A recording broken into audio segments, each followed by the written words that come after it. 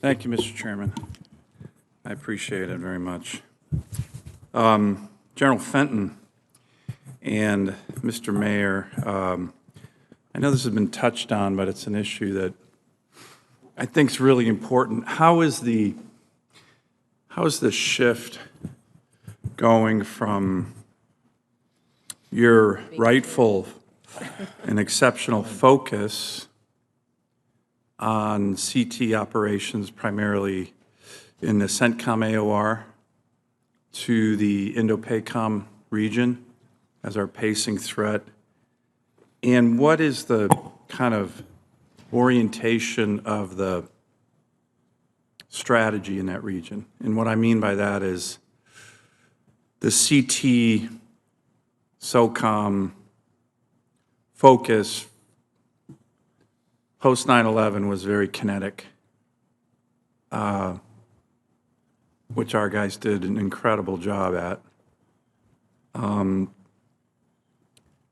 But the Indo-Pacom strategy and focus is not kinetic, at least not now.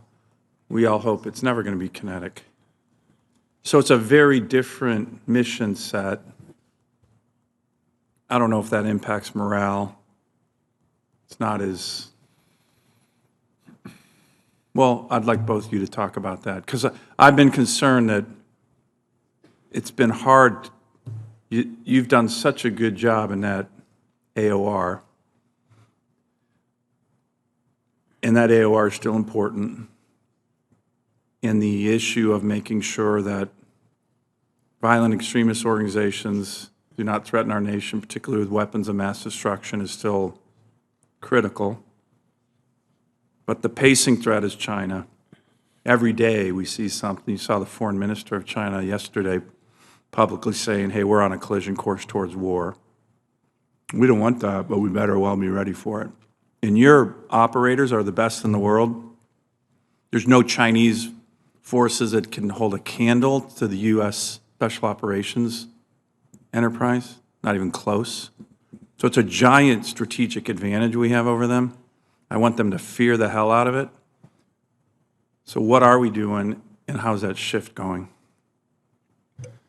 So, Senator, thanks for the question. Maybe I'll start, and then General Fenn can address some of the issues that are core to his force here. So, I would say the shift is very much underway, but I think it's a question of how do we maintain the counterterrorism capabilities, because if you look at the map, sir, of course, many of the areas that were problems continue to be problems. So we're having to manage that risk. At the same time, we are doing, as you correctly said, sir, a different mission in the Indo-Pacific. And I think the idea that we're not very kinetic or not kinetic at all in the Indo-Pacific is not necessarily something that means that the same kind of soft skills are not relevant. So as we think of things like placement and access, and really relying on partners sometimes for that placement and access, but also the ability to work unilaterally, go to places, that last tactical mile that at times only U.S. Special Operations can do, that's still relevant in the Indo-Pacific, even if the finish is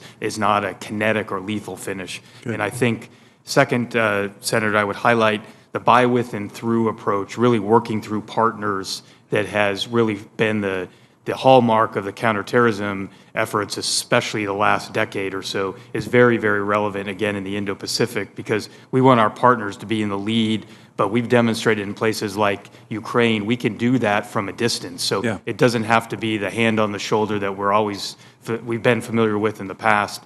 So I think these fundamental tools and approaches we've used are still very relevant in the Indo-Pacific, sir. General Fenton, how's the reorientation of the Indo-Pacom theater going? Yes, Senator, if I might, I'm going to start by agreeing with you that your special operations formation is the best, the very best in the history of Chinese mankind. Don't have anything remotely close to it. And they know that. We know that. And I agree with that. And the same thing with Russia and any other adversary out there. That's right. And the other part is that we exist in the included with the entirety of the U.S. military, and the cybercom team is exactly the best, and we have all that. So I think, and I would want everybody that wishes this nation harm. And if there's an adversary out there, China, But I just want the fear. Indo-PACOM theater to know that we're out there too, right? sir. I want the Chinese to wake up thinking they got Navy SEALs all over them every day.